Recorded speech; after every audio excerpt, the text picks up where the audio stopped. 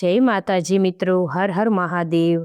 આજના વિડીયોમાં આપણે જાણીશું કે ફાગણ વદ એટલે કે કૃષ્ણ પક્ષની સંકષ્ટ ચતુર્થી ક્યારે છે, ક્યારે તિથિ પ્રારંભ થાય છે, ક્યારે તિથિ સમાપ્ત થાય છે, ક્યારે વ્રત કરવાનું છે, તેના વિશે સંપૂર્ણ માહિતી।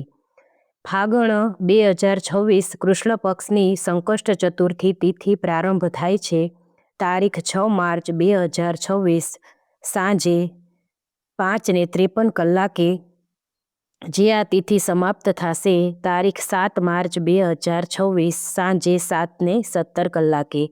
ભાલચંદ્ર સંકષ્ટ ચતુર્થી કહેવાશે। આ જે વ્રત રાખવાનું રહેશે તારીખ 6 માર્ચ 2026 શુક્રવારે સંકષ્ટ ચતુર્થી એટલે કે ભાલચંદ્ર સંકષ્ટ ચતુર્થીનું વ્રત કરવામાં આવશે।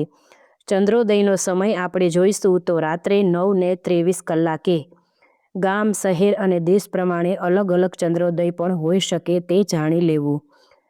પ્રથમ પૂજનીય ગણપતિ બાપાને સમર્પિત આ ચતુર્થી તિથિ છે તો ગણપતિ બાપાનું ખાસ કરીને પૂજન થશે રિદ્ધિ સિદ્ધિ સાથે, તેમના પરિવાર સાથે।